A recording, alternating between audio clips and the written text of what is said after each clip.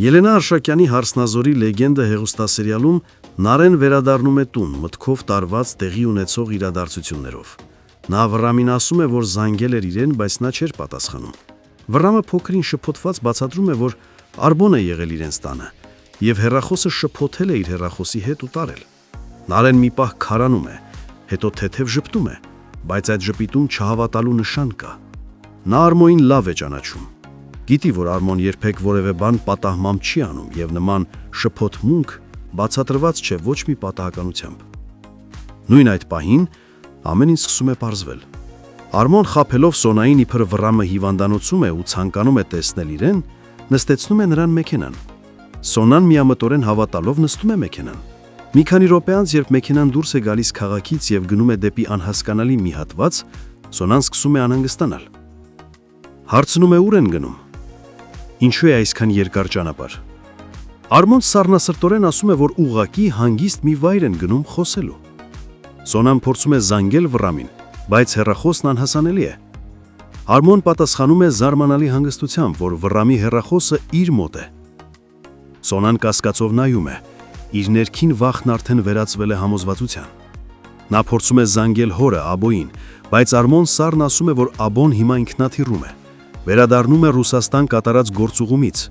որտեղ իբր գնացել էր լուծելու այն նույն հարցերը, որոնց պատճառով տարիներ առաջ կորցրել էր իր ամբողջ ընտանիքը։ Սոնան չի դիմանում։ Փորձում է դիմադրել, նույնիսկ ապտակել Արմոյին, բայց վերջինս բռնում է նրա ձեռքը, սեղմելով ուժով ու վտանգավոր լռությամբ նայում է աչքերի մեջ։ Նա ասում է, որ այս պահին Սոնան մենակ է։ Հայգը գյուղում է, Վռամի հեռախոսը իր մոտ, իսկ Սակոն արդեն թույնով լցված է Սոնայի դեմ, ու միակ բանը, որ իրեն պետք է, Սոնայի լռությունն ու հնազանդությունն է։ Սոնան անկարող վիճակում փորձում է ներքուս ուժ գտնել գոնե մի բան անելու, բայց այս պահին նա իրապես միայնակ է։ Իսկ այդ ընթացքում Սակոն վերադառնում է տուն։ Արմոյի ազդեցության տակ նա խեղաթյուրված պատկերացումներ ունի։ Համոզված է, որ Սոնան վտանգ է իր ընտանիքի համար։ Նա նայում է Վռամի աչքերի մեջ եւ ասում է, որ եկել է պահը վրեժ լուծելու։ Վռամը սարսափով նայում է հորը, հարցնում է, թե ինչպես կարող է նա, նույն մարդը, ով տարիներ առաջ արգելել էր ցանկացած քայլ անել Աշոտի ընտանիքի դեմ, հիմա նման բան ասել։ Սակոն արդեն այլ մարդ դարձած, ասում է, որ այո, ժամանակին իրեն պահել է մարդավայել, բայց դա իր սխալն էր։ Հիմա ամեն ինչ փոխվել է։ Հայկը կրկին հայտնվել է իրենց կյանքում եւ եթե ինքը չմիջամտի, ապա իր ընտանիքը ամբողջությամբ կկործանվի։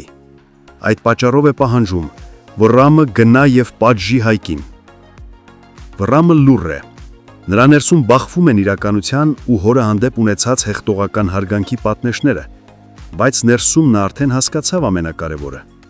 Իր հայրը այլևս չի տարբերվում Արմոյից։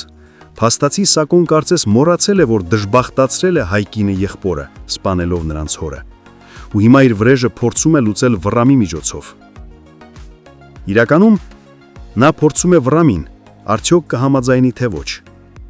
Եվ քանի որ վստահ է Վռամը հանուն Սոնայի կհրաժարվի վրեժից, ապա համոզվում է Արմոյի ասացների մեջ, որ Սոնան կառավարում է Վռամով։ Հարգելի հետևորդներ, արդյոք Վռամը կհամաձայնի վրեժ լուծել։ Գրեք մեկնաբանություն։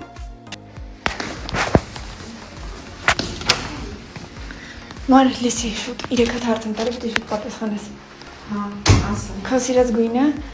Ասել։ քո սիրած օրվա ժամը, Օրվա ժամը Հա։ 12։ այսինքն 12-ը որ մեկը։ Օրվա ժամ։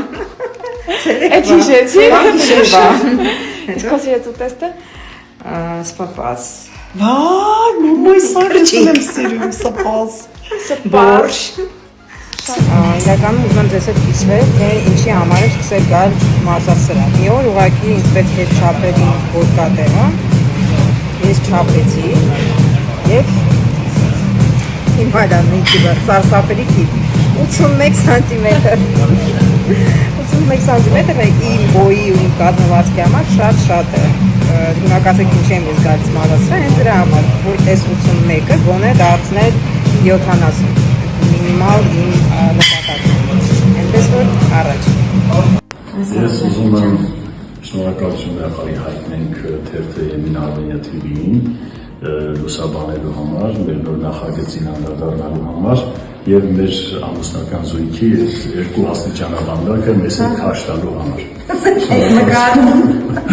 Ահա բան ստացել, բայց